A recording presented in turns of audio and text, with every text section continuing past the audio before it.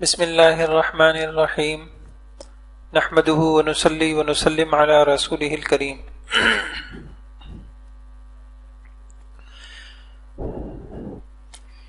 حضور پاک صلی اللہ تعالی علیہ وسلم کی زندگی سے یہ سیکھ رہے تھے ہم کہ تعلقات کو نبھانا کسے کہتے ہیں اور جھگڑوں سے کیسے بچا جا سکتا ہے. تو اس میں ایک بات یہ آئی تھی کہ جھگڑے نہ کریں، اس میں نقصانات ہیں. پھر اللہ کے نبی نے احادیث میں جو نقصانات بتائے وہ آپ کے سامنے آئے تھے. دوسری بات یہ آئی تھی کہ ناحق جھگڑے یہ تو بالکل ہی نہ کریں. اگر ناحق جھگڑے ہوں گے تو کیا کیا نقصانات ہوں گے وہ سامنے آئے تھے. آج ہم یہ دیکھتے ہیں کہ حضور صلی اللہ تعالی علیہ وسلم نے امت کو یہ ترغیب دی ہے کہ حق پر ہوتے ہوئے حتی الامکان کوشش یہ کرو کہ اپنے حق کے لیے بھی نہ جھگڑو. اپنے حق کے لیے بھی جہاں تک ممکن ہو کہ اپنے حق کے لیے بھی انسان نہ جھگڑے. لڑائی جھگڑوں فتنہ فساد سے بچنے کے خاطر اپنے حق کو چھوڑ دینا، ایثار کر دینا، یہ بہت بڑا عمل ہے. اور اگر ہم اپنی دنیا کی زندگی میں دیکھیں، کچھ دے کر اپنا کچھ حق چھوڑ کر ہم بہت کچھ لے سکتے. دنیاوی امور میں بھی تو آپ اس پر عمل کرتے ہیں کہ کچھ دے کر بہت کچھ لینا کامیابی سمجھتے ہیں. اسی طریقے پر اپنا حق چھوڑ کر آپ اپنی آخرت کے بہت بڑے بڑے مسائل حل کروا سکتے. تو کیا پتہ چلا کہ اگر ہم حق پر ہوتے ہوئے نہیں لڑ رہے اور اپنا حق چھوڑ رہے تو دیکھنے میں یہ نظر آ رہا ہے کہ ہمیں نقصان ہوا، لیکن اس کے پیچھے بہت بڑے بڑے فائدے چھپے ہوئے ہیں. اور وہ کیا ہے؟ اب وہ ہم حدیثوں میں دیکھتے ہیں. اگر ہم نے 1 لاکھ کا جھگڑا، 2 لاکھ کا جھگڑا، ایک پلاٹ کا جھگڑا، ایک گاڑی کا جھگڑا، میراث کا جھگڑا چھوڑ دیا تو ملے گا کیا؟ اچھا، اس میں ہم نے یہ کہا حتی الامکان، ایسا نہیں ہے، یہ اعلیٰ درجے کی تعلیمات ہے. ورنہ ہمارا دین فطرت ہے، وہ اس کو کوئی فرض واجب نہیں کہتا. فرض واجب کہتا تو پھر عدالتیں کس لیے ہیں؟ عدالتی نظام کس لیے؟ شریعت میں اس کی بھی تو احکام ہیں. یہ اعلیٰ درجے کے لوگوں کی باتیں ہیں. اور یہ چیزوں کو سننا اس لیے ضروری ہے کہ ہم ذرا سا اس چیز سے نکلیں. ہر چیز دنیا نہیں ہے. جس کو کہتے ہیں ایک سوچ ہوتی ہے مفادی، ایک ہوتی ہے معادی. معاد کا مطلب ہے آخرت والی سوچ. انسان یہ بھی سوچ لے کہ ٹھیک ہے، یعنی آپ نے دیکھا کہ تاجر کیا کرتا ہے؟ تاجر بسا اوقات بعض فیصلے ایسے کر رہا ہوتا ہے، دیکھنے میں نظر آ رہا ہوتا ہے کہ یہ تو اپنا نقصان کر رہا ہے، لیکن وہ چھوٹے نقصان کر رہا ہوتا ہے، لیکن اس سے اس کو بہت بڑے بڑے فائدے حاصل کر. یہ جو تشہیر کے اوپر لوگ اتنا خرچ کرتے ہیں تو دیکھنے میں کیا نظر آ رہا ہے کہ نقصان کر رہے ہیں، لیکن وہ نقصان نہیں، وہ سمجھ رہا ہے کہ اس کے بعد اس کے پیچھے جو ہے فائدے چھپے ہوئے ہیں. ایسے بھائیوں، کچھ چھوٹے چھوٹے دنیا کے جھگڑے ہیں، انسان کوشش کر لے، اللہ سے مانگ لے، اور ان چھوٹے چھوٹے جھگڑوں کے اندر اگر انسان ایثار سیکھ لے تو پھر جو ہے کیا ہوگا؟ اب وہ دیکھیے آپ کیا ہوگا. حق کے مطالبے میں نرمی کر کے آپ کو حضور پاک صلی اللہ علیہ وسلم کی دعائے رحمت مل سکتی. ایسے لوگوں کے لیے حضور رحمت کی دعا کر رہے ہیں. حدیث میں آتا ہے، بخاری شریف کی روایت ہے کہ حضور پاک صلی اللہ علیہ وسلم نے فرمایا، اللہ تعالیٰ کی رحمت ہو اس بندے پر جو فروخت کرنے، خریدنے اور اپنے حق کا مطالبہ کرنے اور وصول کرنے میں نرمی اختیار کرے. کتنی ساری باتیں آ گئی. فروخت کرنے، خریدنے، کبھی آپ کا حق بنتا ہے کسی کے اوپر، تھوڑی سی چشم پوشی کر لی، نرمی کر لی، حق وصول کرنے میں نرمی کر لی تو کیا مل گیا؟ حضور کی دعا مل گئی. آج کسی بڑے بزرگ کی دعا مل جائے انسان کتنا خوش ہوتا ہے. اور دعا بھی کیا؟ دعائے رحمت. تو یہ کس پہ ملے گا؟ کہ اپنا حق چھوڑ دینا. حق بنتا تھا آپ کہ آپ اس سے کہ نہیں جناب آپ نے آج پیمنٹ کا وعدہ کیا تھا آپ کو دینی ہے آج, لیکن کیا کیا؟ اپنا اس حق وصول کرنے میں تھوڑی نرمی اختیار کر لی. اور پیچھے سوچ کیا تھی؟ پیچھے سوچ کیا تھی کہ مجھے حضور صلی اللہ علیہ وسلم کی دعائے رحمت چاہیے. ایسی دیکھیے حدیث میں آتا ہے برا سلوک کرنے والے کے ساتھ اچھا سلوک کر کے آپ اللہ کی مدد کو اپنے ساتھ لے سکتے. ایک شخص نے عرض کیا کہ یا رسول اللہ میرے کچھ رشتہ دار ہیں, ان کے ساتھ نیک سلوک کرتا ہوں لیکن وہ میرے ساتھ نیک سلوک نہیں کرتے. میں ان کے ساتھ احسان کرتا ہوں, وہ میرے ساتھ برائی کرتے ہیں. میں ان کے ساتھ حلم, بردباری, درگزر کا رویہ اختیار کرتا ہوں, وہ میرے ساتھ جہالت سے پیش آتے ہیں. یہ ہم سب کا مسئلہ ہے. ہم سب کو جو شکوے ہوتے ہیں نا آج کل یہی ہوتے ہیں, میں صحیح ہوں, میرے فلاں جو ہے وہ میرے ساتھ یہ رویہ اختیار کر رہے ہیں, ہم نے ان کے ساتھ اتنا اچھا کیا وہ ہمارے.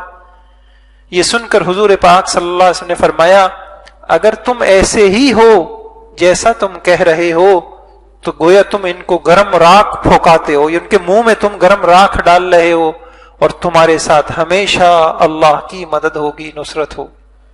میرے بھائیوں کوئی کسی کو ذلیل نہیں کر سکتا. ہم کہتے ہیں کہ بھئی کب تک ہم یوں کریں, اور جو ان کی ایذا اور شر سے تمہارا محافظ ہے جب تک اس صفت پر تم قائم رہو گے. معلوم ہوا حق پر ہوتے ہوئے اپنے حق کو چھوڑ دینا. اب آدمی کے ساتھ رشتہ داروں میں کسی نے برا کیا, حق بنتا ہے کہ آپ بھی اتنا, یعنی اگر آپ اجازت دیکھیں تو شریعت اجازت دیتی ہے فَإِنْ عَاقَبْتُمْ فَعَاقِبُوا بِمِثْلِ مَا عُوقِبْتُمْ بِهِ. جتنا تمہارے ساتھ برا ہوا ہے اجازت ہے تم کو, تم اتنا برا کر سکتے ہو. لیکن کیا کہا؟ لیکن اگر تم یہ والی تعلیمات پہ چلو گے تو آسمانی مددیں تمہارے ساتھ ہو جائیں گی. تو کیا ملے گا؟ اللہ اکبر. کچھ دنوں پہ ابھی میں پہلے گھر میں حدیث پڑھ رہا تھا تو 2 حدیثیں آئیں سامنے. ایک حدیث یہ آئی, اس کو نوٹ کر, ایک حدیث یہ آئی کہ بزار کی روایت ہے, حدیث شریف میں یوں آیا کہ کل قیامت میں اللہ تعالیٰ کچھ لوگوں کا حساب کتاب آسان کریں گے. وہ کون لوگ ہوں گے؟ حدیث میں آیا وہ لوگ ہوں گے جو نہ دینے والوں کو دیتے ہوں گے اور ظلم کرنے والوں کو معاف کرتے ہوں گے اور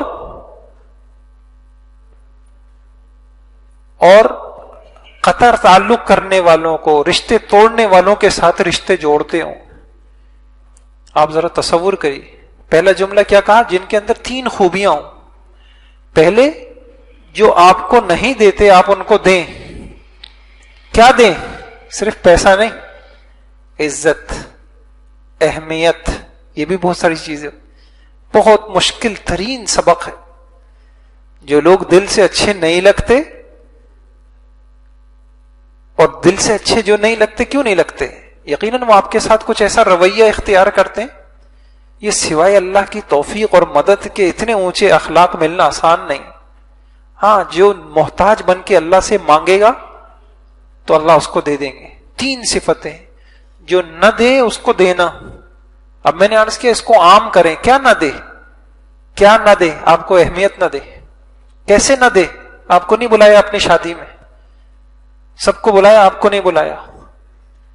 کیا نہیں دی؟ اہمیت نہیں دی. آپ بلا لیں, اللہ, پہاڑ لگے گا ایسے شخص کو بلانا. پہاڑ ایک جگہ سے دوسری جگہ ہلانا آسان, لیکن اپنی آخرت کے لیے. کس بات کے لیے؟ کہ حساب کتاب میں نہیں دے سکتا. ہم میں سے کس کی ہمت ہے, ہم میں سے کس کی ہمت ہے کہ اللہ اس کا کھاتا کھول دے اور اس کا حساب کتاب سامنے لے لے؟ کون حساب کتاب دے سکتا؟ اس لیے بھائیو حساب کتاب وہ چیز جب سامنے, اس لیے میں نے کہا آخرت کی سوچ, بڑے بڑے مسئلے دنیا انسان کو بہت اچھا انسان بنا دیتے. تو نہ دینے والوں کو دینا. آپ کو کھلاتا نہیں ہے اس کو کھلانا، آپ کو وقت نہیں دیتا اس کو وقت دینا، آپ کے کام نہیں آتا اس کے کام آنا، آپ کو عزت نہیں دیتا اس کو عزت دینا، ایک بات. اور ظلم کرنے والوں کو معاف کرنا، یعنی بدلے والی سوچ جن لوگوں میں نہ ہو. کن لوگوں کا حساب کتاب کل قیامت میں آسان ہوگا؟ جن کی سوچ بدلے والی نہ ہو. انہوں نے بھی تو ہمارے ساتھ ایسا کیا تھا، انہوں نے بھی تو ہمارے ساتھ ایسا کیا تھا. انتقامی کاروائی، انتقامی سوچ. اور میں آپ کو ایک بات بتاؤں، ان سب کی ایک بات بتاؤں کہ حدیث میں کیا آتا ہے، قرآن میں بھی آتا ہے، الا تحبون ان یغفر اللہ لکم فلیعفوا ولیصفحوا، معاف کرو، درگزر کرو. تم نہیں چاہتے کہ اللہ بھی تمہیں معاف کرے، تم نہیں چاہتے کہ اللہ بھی تمہیں معاف کرے. کیا پتہ چلا، اگر آخرت کی معافی لینی ہے تو دنیا میں معاف کرنا پڑے گا، دنیا میں درگزر کرنا پڑے گا. ایک حدیث یہ، دوسری لکھیں. ایک دوسری حدیث سامنے آئی، حدیث شریف میں آتا ہے کہ کل قیامت میں اللہ ایک مومن کو بلائیں گے، اور مومن کو بلا کے اللہ اس سے کہیں گے تو نے فلاں وقت ایسے یہ گناہ کیا، تو نے یوں کیا، تو نے یوں کیا، تو نے یوں کیا. چل میں ستاری کرتا ہوں، میں تم پہ پردہ ڈالتا ہوں، میں کسی کو بتاتا نہیں ہوں. اس حدیث کی شرح میں لکھا ہوا ہے کہ یہ کون لوگ ہوں گے؟ تو حدیث کی شرح میں یہ لکھا ہوا ہے یہ وہ لوگ ہوں گے، میں حیران ہوا، جو لوگوں کی غیبت نہیں کرتے، اور یہ وہ لوگ ہوں گے جو لوگوں کے عیبوں پر پردہ ڈالتے ہوں. تو بہت آسان سا اصول ہمارے سامنے آ گیا. ہم یہ چل رہے ہیں کہ ہم دنیا میں اپنا حق چھوڑ کر بہت کچھ لے سکتے ہیں. ہم حضور کی دعا لے سکتے ہیں، ہم آسمانی مدد لے سکتے ہیں، اور ہم آجائی مغفرت لے سکتے ہیں. اللہ ہمارے لیے آسان کر دے. اللہ کی قسم ہے بہت مشکل کام. ہم جیسے لوگوں کے لیے جن کی تربیت نہیں ہے، اخلاق جن کے پاس نہیں ہے، ہم جو ہے بحیثیت اخلاق جو ہے فقیر ہیں، فقیر. تو اتنے، یہ تو بڑی اونچی چیز ہے. میں کچھ دنوں پہلے ہی میں نے کہا اللہ اکبر، یہ اصل میں ایثار کہلاتا ہے. اور جب حب جاہ اور حب مال کے ساتھ ایثار کوئی کر نہیں سکتا. اسی وجہ سے آپ دیکھیے قرآن میں جو صحابہ کی صفت بیان کی تو پہلے یہ بات بیان کی، وَلَا يَجِدُونَ فِي صُدُورِهِمْ حَاجَةً مِّمَّا أُوتُوا. اتنے زبردست سینے کے، ان کے سینے اتنے زبردست ہیں، اگر ان کے ساتھیوں کو کچھ دیا جا رہا ہو تو یہ دل سے بھی یہ نہیں چاہتے کہ اس کو دیا جا رہا ہے ہمیں کیوں نہیں دیا جا رہا. اب مجھے بتائیے، جس کے دل کی یہ کیفیت ہو اس کے لیے ایثار کیا مشکل ہے؟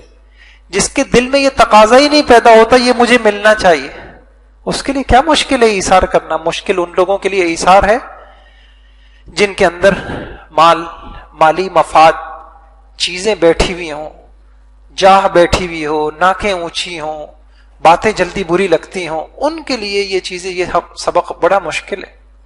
بہرحال اللہ سے مانگیں، اللہ پاک ہمیں بھی عطا کر دے، آپ کو بھی عطا کر دے. اللہ ہم سب کے لیے یہ پاکیزہ اخلاق آسان کر دے.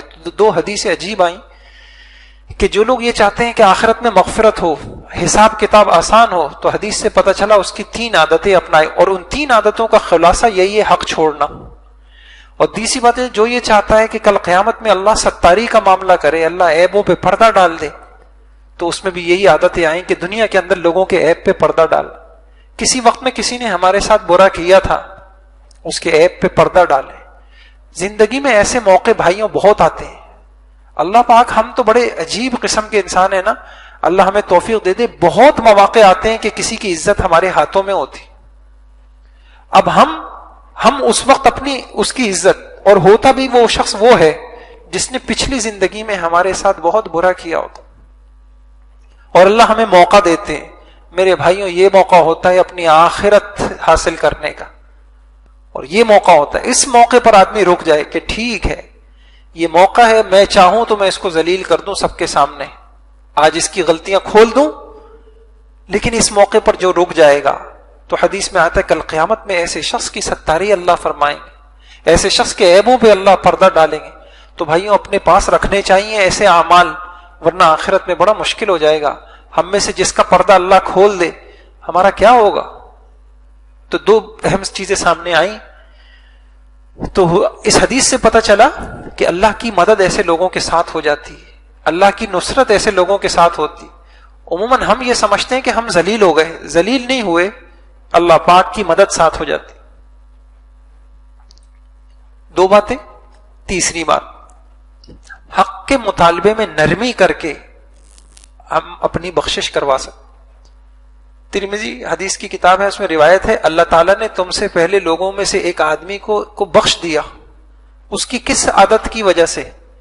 کہ وہ جب فروخت کرتا تھا، خریدتا تھا، اور جب لوگوں سے اپنے حق کا مطالبہ کرتا تھا تو نرمی سے پیش آتا تھا. اس کی صفت کیا تھی؟ لوگوں سے نرمی کے ساتھ پیش آنا. کسی کو مہلت دینی ہے مہلت دے دی، کسی سے چشم پوشی کرنی، کسی کو درگزر کر دیا، کسی کو معاف کر دیا، کسی کو تھوڑا سی سہولت دے دی. تو اللہ پاک جو ہے ایسے شخص کے ساتھ یہ معاملہ فرمائے. دوسری طرف سے لے لی، یہ دو تین حدیثیں ہمارے سامنے آ گئیں. اور میں دوبارہ عرض کرتا ہوں کہ ہم جو چل رہے تھے وہ کیا بات تھی کہ جھگڑنا نہیں ہے، جھگڑنے میں یہ نقصانات ہیں، اور ناحق نہیں جھگڑنا ہے، ناحق جھگڑنے کے بہت نقصانات ہیں. اور یہ تیسرا اعلیٰ درجے کا سبق کہ انسان حق پہ ہوتے ہوئے بھی اپنا حق چھوڑ دے اور نہ جھگڑے اور معاف کر دے. تو اس کا فائدہ کیا ہوگا؟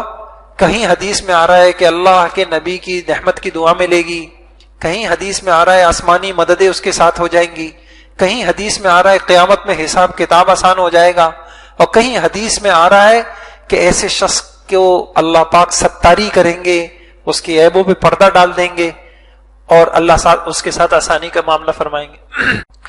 یہ دوسرا حصہ. بات یہ چل رہی تھی کہ ہم نے یہ پڑھ رہے تھے کہ جو لڑائی جھگڑوں کا ایک بڑا سبب ہوتا ہے وہ ہمارے جذباتی رویے ہوتے ہیں، اور جذباتی رویے سے بچنے کے لیے ہمیں کیا کرنا ہوگا؟ کوشش کرنی ہوگی. حدیث میں آتا ہے نا وَمَن يَتَصَبَّرْ يُصَبِّرْهُ اللَّهُ، جو بتکلف صبر کرے گا، کرتا رہے گا، اللہ پاک اس کو صبر والی کیفیت دے دیں گے.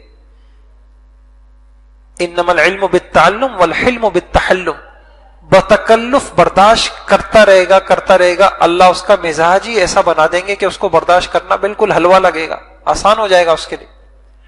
اس کے لیے ہمیں کیا کرنا ہے؟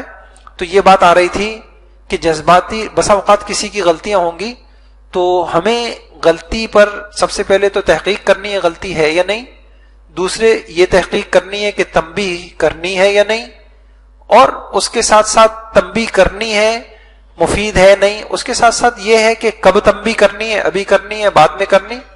پھر میں نے عرض کیا کہ تنبیہ کے بہت سارے طریقے ہوتے ہیں. جہاں نرمی کرنی تھی اگر وہاں سختی کر دی تو مسائلوں میں الجھ جائیں گے. جہاں سختی کرنی تھی وہاں ہم نے نرمی کر دی تو بھی مشکل پیش آ جائے گی. آپ یہ دیکھیے کتنی نسلیں برباد ہو گئیں. اس کی بنیاد پتہ ہے، کل بھی ایک صاحب یہی پوچھ رہے تھے کہ ہم کتنی سختی کریں اولاد کے اوپر، گھر والوں پر، اولاد پر کتنی سختی کریں. میں نے کہا بھائی اس کا کوئی لگا بندہ اصول نہیں ہے. ایک کام تو یہ کریں، اللہ سے استخارے کریں، روزانہ اللہ سے مانگے، اللہ زندگی کے ہر معاملے میں، ہر چھوٹے بڑے معاملے میں، بچوں میں تعلیم میں، ان کی تربیت میں، خاندانی معاملہ میں، گھر کے معاملے میں، اللہ تو ہماری رہبری فرما. اس لیے کہ کیا ہوتا ہے کہ سختی کی جگہ نرمی کر دی، نسلیں بگڑ گئیں، نرمی کی جگہ سختی کر دی، نسلیں بگڑ گئیں. اتنا معاملہ نازک ہے. مولانا طارق جمیل صاحب سناتے ہیں ایک خاتون، ایک بڑے اچھے گھرانے کی خاتون، باپردہ خاتون، ایک بیجا سختی کی وجہ سے وہ جو ہے ایک بےہودہ قسم کی عورت بن گئی. اور اس کے پیچھے واقعہ کیا تھا کہ بس اس کے مطلب سختی کا اور تلخ رویہ اور ایسی سختی کر دی جو واقعی بھیجا سختی تھی. تو یہ معاملہ بہت نازک ہے. تو میں نے عرض کیا کہ اب اس کا کیا اصول ہے؟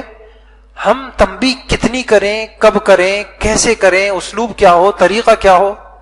تو اس کا بھائیوں کوئی طریقہ یہ ہے کہ یہ نبوی اسلوب ہے بہت سارے، اس میں کچھ موٹی موٹی باتیں. نمبر ایک، یہ دیکھنا ہوگا کہ غلطی کرنے والا کون ہے، نیا ہے، پرانا ہے، اس کے پچھلی زندگی میں آپ کے اوپر احسانات ہیں یا ایسا معاملہ نہیں ہے، بڑا ہے، چھوٹا ہے، یہ چیزیں سامنے آ رہی تھی. تو اس میں ایک چیز یہ بھی دیکھنی ہوگی کہ یہ دیکھیں آپ کہ غلطی کرنے والے کا مقام کیا ہے، اس کا مرتبہ کیا ہے، عمر کیا ہے، علم کیا ہے، عمل کیا ہے. اگر اس کی زندگی میں، پچھلی زندگی میں احسانات ہیں، قربانیاں ہیں، اختیارات ہیں، وہ کیا ہے؟ ہر ایک کے ساتھ ایک جیسی تنبیہ نہیں ہو سکتی. اس کی مثال حضور پاک صلی اللہ علیہ وسلم کا آخری وقت ہے، آخری خطبہ ہے. آپ مسجد میں تشریف لاتے ہیں اور آپ یہ کہتے ہیں کہ دیکھو یہ میرے انصار ہیں جنہوں نے، میں مفہوم عرض کر رہا ہوں وضاحت کے لیے، یہ وہ انصار جنہوں نے ایسے موقع پر میرے دین میں میرا سہارا بنے، دست بازو بنے، میری مدد کی جب کوئی ساتھ دینے کے لیے تیار نہیں تھا. اور عرصے تک حضور کہتے ہیں من یؤوینی من ینصرنی، کون میری مدد کرے گا، کون؟ تو تم ان کے جو اچھے ہیں ان کے ساتھ اچھا معاملہ کرنا، اور ان کے جو برے ہیں ان سے درگزر کرنا. اب دیکھیے انصار کی وہ قربانیاں سامنے رکھ کر حضور امت کو تعلیم دے رہے ہیں کہ ہوں گی، ان سے بھی غلطیاں ہوں گی، لیکن تم ان کو اور دوسری غلطی کرنے والوں کو ایک جگہ پہ مت رکھنا، ایک جگہ پہ مت رکھنا. تو تم ان کے ساتھ کیا کرنا؟ وَيَتَجَاوَزْ عَنْ مُسِيِّهِمْ، ان میں جو برا اگر کوئی غلطی کرے تو ان کے انصار ہونے کی صفت کی رعایت کرنا، ان کا خیال رکھنا اور ان کی غلطیوں کو درگزر کرنا. تو یہ ہے. بسا اوقات لوگ کہتے ہیں ہم بہت با انصاف ہیں. بھائی ایسا نہیں ہوتا. انصاف وہ اس کو سمجھتے ہیں کہ میں ہر غلطی کے والے کے ساتھ ایک جیسا رویہ اختیار کرتا ہوں، اور وہ سمجھتے ہیں کہ یہ انصاف ہے. یہ انصاف نہیں ہے، کم عقلی ہے. کہ حضور فرما رہے ہیں کہ یہ بھی دیکھو. حضرت عائشہ رضی اللہ تعالیٰ عنہ کا جو قصہ ہے مشہور ہے، جس میں تہمت لگی ہے، اور بشری تقاضے سے چند ایک بزرگ ہستیاں صحابہ میں ہی اس غلطی کا شکار ہو گئے. بعد میں اللہ پاک وہ غلطی باقی نہیں رہی، وہ توبہ کر لی اور بالکل اللہ پاک نے ان کو سند دے دی کہ سب معافی ان کی ہو گئی. اسی میں حدیث میں بخاری میں ایک واقعہ آتا ہے کہ حضرت حسان بن ثابت رضی اللہ تعالیٰ عنہ وہ حضرت عائشہ رضی اللہ عنہ کے پاس آئے، تشریف لائے. کسی نے کہا آپ ان کو کیوں اجازت دیتی ہیں؟ یہ بھی غلط فہمی کا شکار ہو گئے تھے. ہوتا ہے پروپیگنڈا ہو جاتا ہے، بس اوقات اچھے لوگ غلط فہمی کا شکار ہو جاتے ہیں. تو انہوں نے بھی تو آپ کو ایسے ایسے کہا تھا. تو حضرت عائشہ رضی اللہ تعالیٰ نے کہا ایسا نہ کہو، یہ اللہ اور رسول کی طرف سے دفاع کرنے والے ہیں. ان کی خوبی کو سامنے رکھا. ٹھیک ہے غلطی ہوئی ہے، لیکن یہ اور دوسری غلطیاں کرنے والے برابر نہیں ہیں. انہوں نے اپنے اشعار کے ذریعے سے اللہ اور اس کے رسول کا دفاع کیا ہے، تو غلطی کرنے والوں کو دیکھا. اور یہ بڑی عجیب حدیث ہے. اس موضوع کی صراحتاً یہی ایک حدیث ملتی ہے، اقیلوا ذوی الہیئات عثاراتہم، تم میں جو صاحب مرتبہ لوگ ہوں اور تو تم ان کی غلطیوں سے درگزر کیا کرو. اچھوں سے غلطی ہو جاتی ہے بھائیوں، اچھوں سے غلطی ہو جاتی. متقی سے بھی غلطی ہو جا سکتی، امام سے بھی غلطی ہو سکتی، داڑھی والے سے بھی ہو سکتی ہے، پردے والی سے بھی ہو سکتی ہے.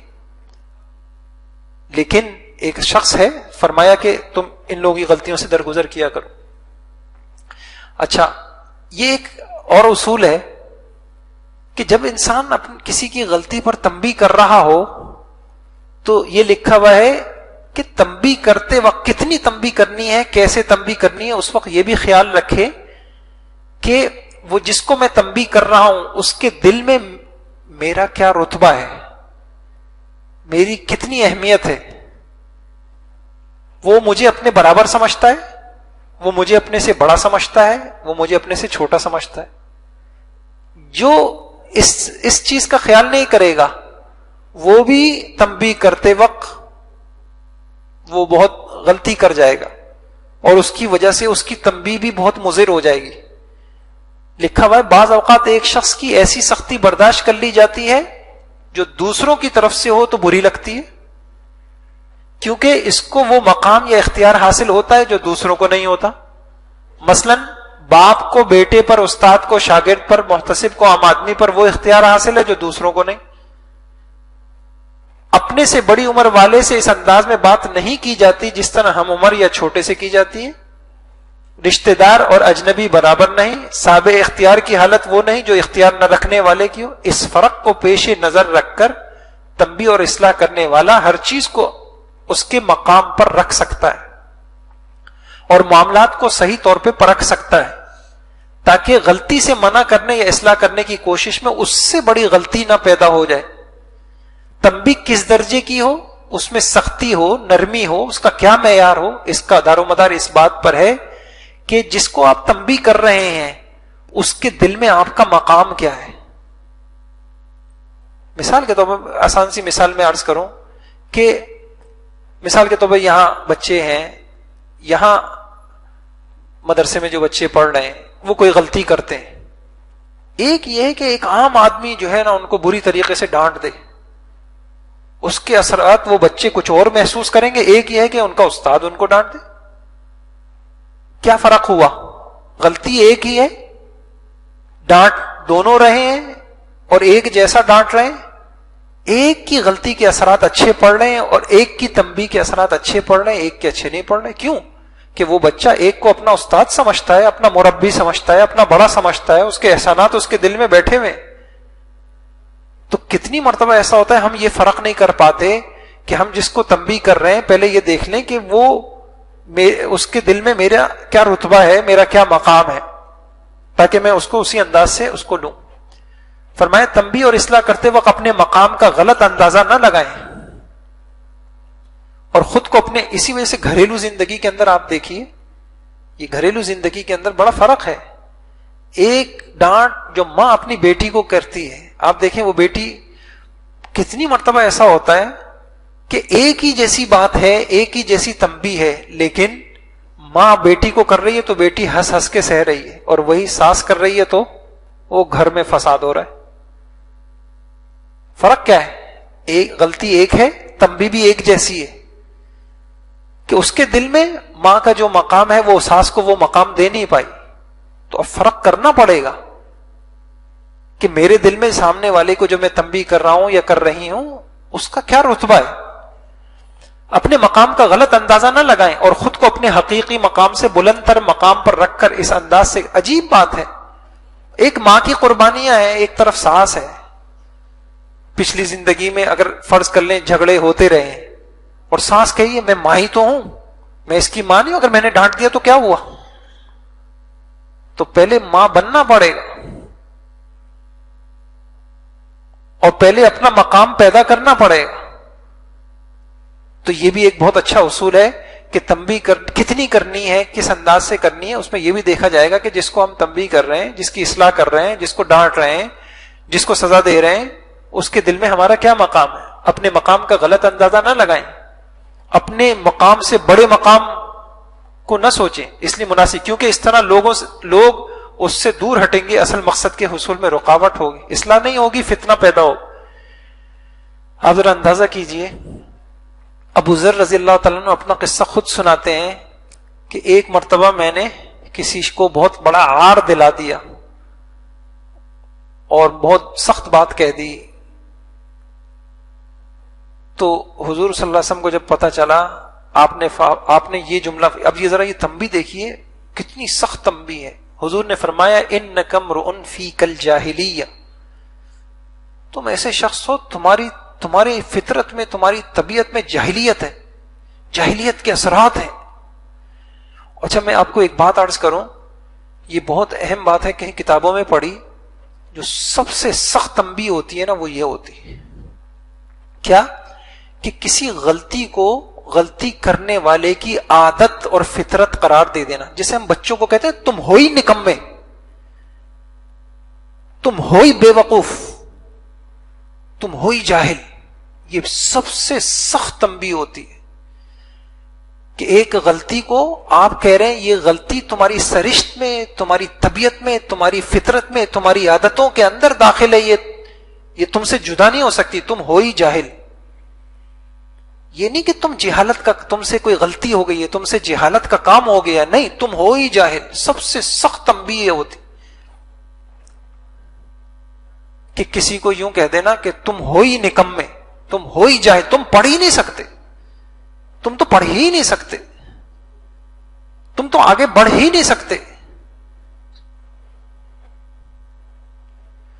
تو اب سوال یہاں دیکھیے، اب اتنی بڑی تنبیہ کون کر سکتا ہے؟ اب ذرا آگے انشاءاللہ یہ بات سامنے آئے گی. اس قسم کی تنبیہ ایک شیخ اپنے مرید کو کر سکتا.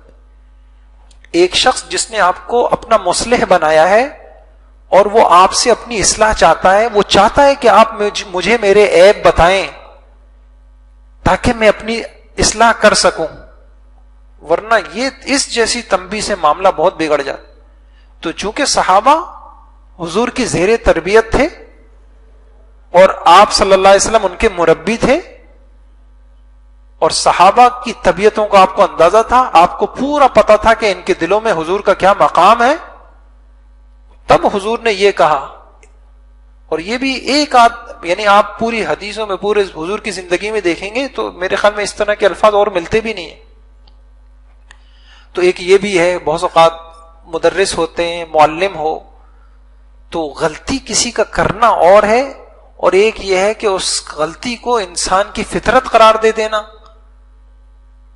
اس لیے یہ گھروں میں بہت جو جھگڑے ہوتے ہیں نا, یہ بیوی نے یوں کہہ دیا, آپ کو تو ہمارا خیال ہی نہیں ہے. اب یہ نہیں کہ وہ یہ نہیں کہہ رہی کہ آپ نے ہماری یہ بات ٹال دی, وہ یہ آپ کی فطرت قرار دے رہی, آپ کو تو احساس ہی نہیں ہوتا ہے. یہ جملے چھوٹے نہیں ہوتے.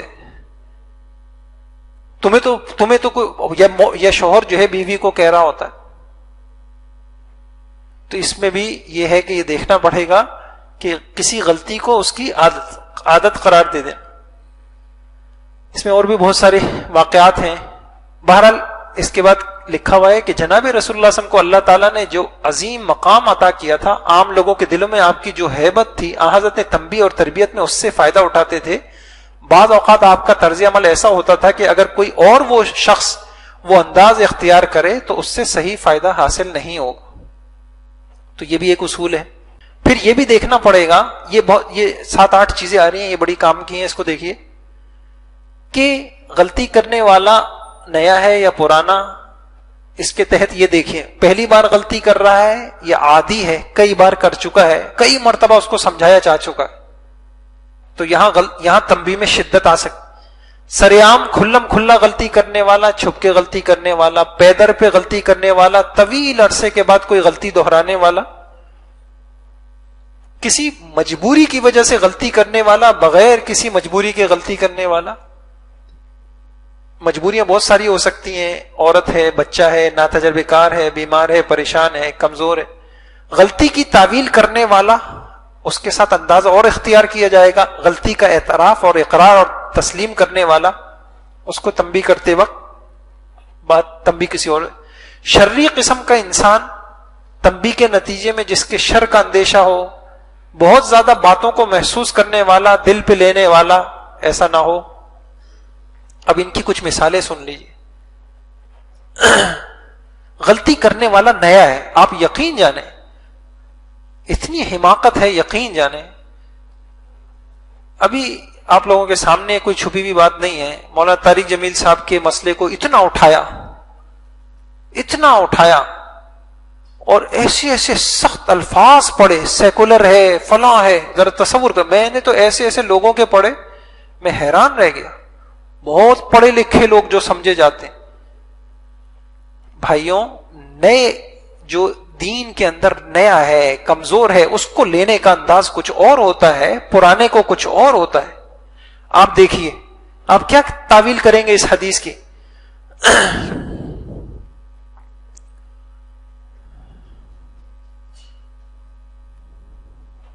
دیکھیے,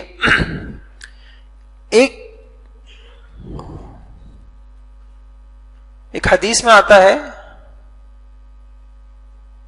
میں بھول رہا ہوں کہ اصل میں اس جیسا واقعہ ایک اور بھی آ رہا ہے.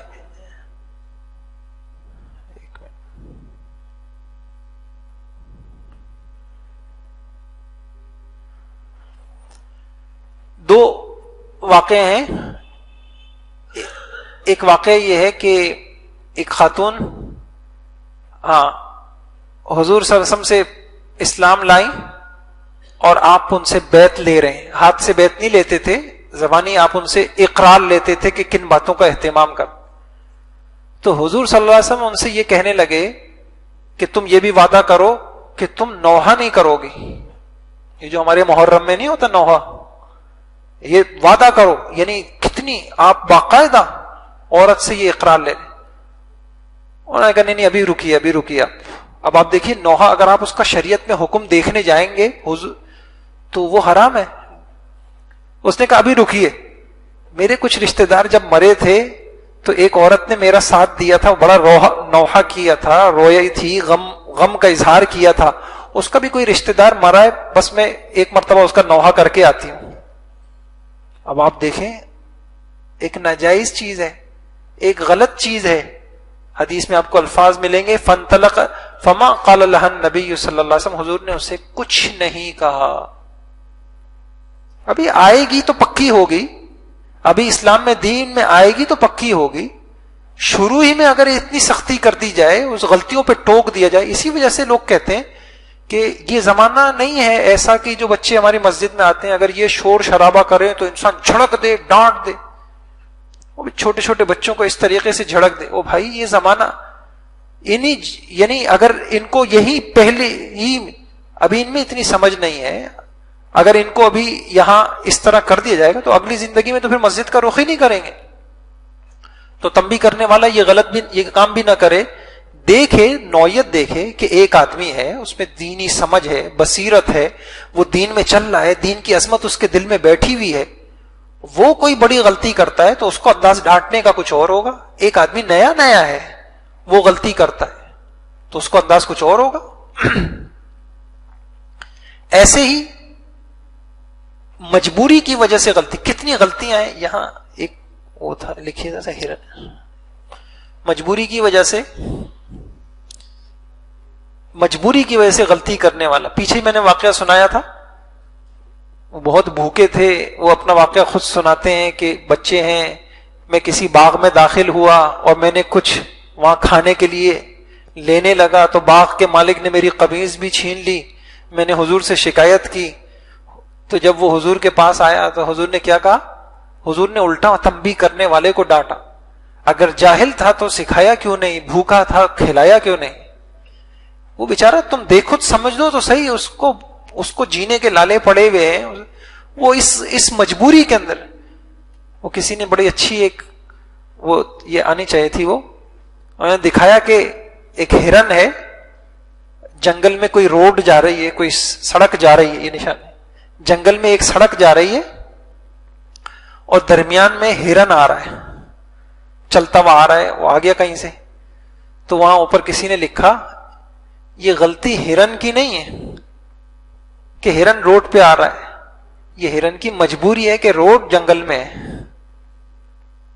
یہ ہرن کی مجبوری ہے کہ یہ روڈ کہاں ہے، یہ جنگل میں ہے. تو جنگل میں جب روڈ آئے گی تو پھر ہوگا.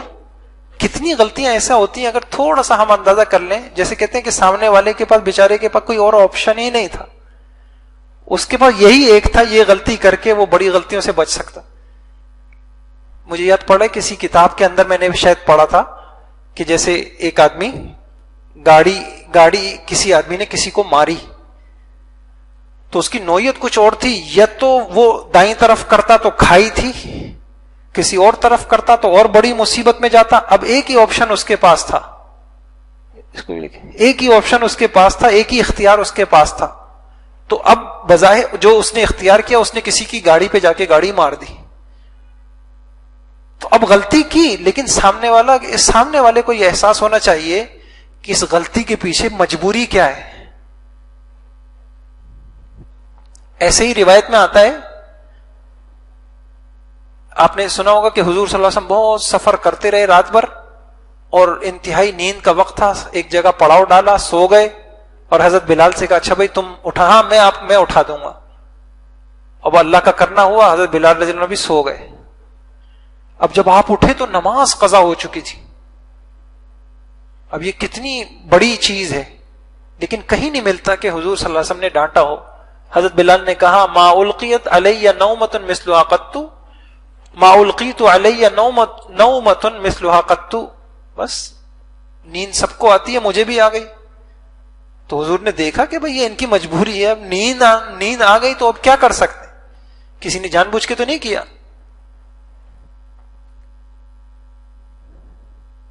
بہت سارے حالات ایسے ہوتے ہیں آدمی کو ان حالات میں سمجھنا پڑتا ہے. آپ نے سنا ہوگا کہ جب حضور پاک صلی اللہ علیہ وسلم کا وصال ہوا تو آپ تصور کریں جو صحابہ کے کیا ہوش ٹھکانے رہے ہوں گے. حضرت ابو بکر رضی اللہ تعالیٰ عنہ آئے، تشریف لائے، آپ صلی اللہ علیہ وسلم کی جسد مبارک سے کپڑا ہٹایا، بوسہ دیا، اور جو ہے اس کے بعد واپس مسجد میں آئے. حضرت عمر رضی اللہ عنہ جوش کے اندر کہہ رہے ہیں جس نے یہ کہا کہ حضور کا انتقال ہو گیا گردن اڑا دوں گا، یہ غلطی ہے.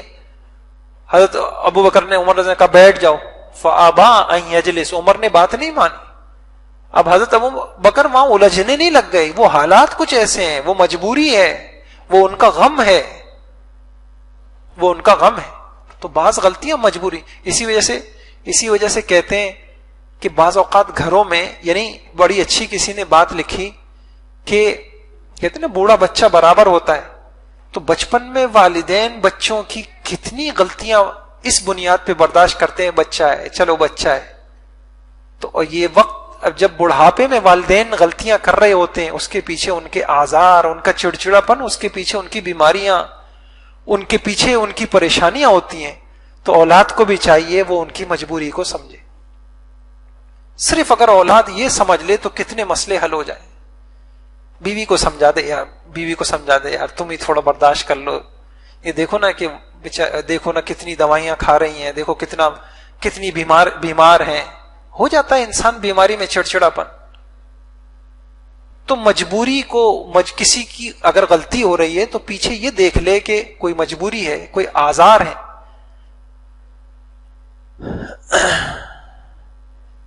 یہ اس کی ایک بڑی عجیب مثال ہے، میں نے آپ سے عرض کیا تھا نا کہ ایک مرتبہ، بس میں بات ختم کر رہا ہوں. حضور صلی اللہ علیہ وسلم تشریف لے جا رہے تھے. عبداللہ ابن ابی بیٹھا ہوا ہے منافق، اور اس نے بڑے نخرے سے جو ہے رومال وہ رکھ لیا کہ تم نے ہمارے اوپر غبار اڑا دیا. اور آپ صلی اللہ علیہ وسلم تشریف لائے اور اتنے آپ نے دعوت دی، اتنی بدتمیزی سے بات کی. اس نے کہا کہ محمد بہت اچھی باتیں کر رہے ہو، تم گھر بیٹھو جا کے، جس کو سننا ہوگا تمہاری یہ اچھی باتیں وہیں آ کے سن لے گا. کتنے بھاری جملے ہیں. آپ حضرت سعد ابن معاذ رضی اللہ تعالیٰ عنہ کے پاس جا رہے تھے عیادت کے لیے. آپ کو بھی بہت بوجھ ہوا. آپ نے جا کے شکوے کے انداز میں کہا تم کو پتا ہے کہ یہ کیا کہا ہے اس نے؟ تو وہ جو انہوں نے جواب دیا، میں آپ کو وہ جواب سنانا چاہ رہا ہوں. انہوں نے کہا کہ یا رسول اللہ، آپ کو پتا ہے کہ آپ کے مدینہ منورہ آنے سے پہلے ساری تیاریاں مکمل ہو چکی تھیں. الا ان یتوجوہ فیعصبوہ بالعصابہ، اس کی دستار بندی ہونی تھی اور اس کی تو تاج پوشی ہونی تھی اور اس کو تو بڑا بننا تھا. وہ تو آپ نے آ کے سارا کھیل بگاڑ دیا. تو اب تو غصہ تو آنا ہے نا، مجبوری ہے اس کی. یا رسول اللہ اس کو غصہ تو آنا ہے، یہ بیچارہ ہے اس میں بھنایا ہوا ہے اور جلا بنا بیٹھا ہے. تو ایک پیچھے ایک بات واضح کر دی اور انہوں نے جو ہے نا یہ بات بتا دی. ایسی بس یہ واقعہ سناتا ہوں. ایک عورت قبر پہ بیٹھی ہوئی رو رہی ہے بری طریقے سے، اور ایسا رونا جو منع ہے. حضور نے منع کیا اتق اللہ واصبری، اللہ سے ڈرو، صبر کرو. وہ کہنے لگی ہاں تمہیں نہیں، یہ غم تمہیں ہوتا نا تو پھر پوچھتی میں. کس کو کہا؟ حضور پاک صلی اللہ علیہ وسلم کو کہا. حضور صلی اللہ علیہ وسلم کو اتنا سخت جملہ کہا، وہ پہچانی نہیں تھی. لیکن میں اگلا جملہ سنا چاہ رہا ہوں. حضور نے کوئی تنبیہ نہیں کی، آپ چل دیے. دیکھ لیا یہ مجبوری کے احکام اور ہوتے ہیں، مخصوص حالات ہوتے ہیں. کبھی انسان غم میں ہوتا ہے کہ غم کے اندر کچھ کہہ دیا، کبھی انسان کسی اور حالت میں ہوتا ہے، کبھی انسان کی کوئی اور مجبوری ہوتی. وہ فطرتاً برا نہیں ہوتا انسان، اس مجبوری کی وجہ سے وہ غلطی اس سے سرزد ہو رہی ہوتی. تو اس کو بھی ملحوظ رکھنا، اور سب غلطی والوں کو ایک ہی درجے کے اندر نہیں رکھنا. اللہ پاک ہم سب کو عمل کی توفیق عطا فرما دیں، اور یہ جو جذباتی رویے ہیں اللہ ہم سب کی ان سے حفاظت فرما. سبحان اللہ وبحمدہ، سبحان اللہ العظیم.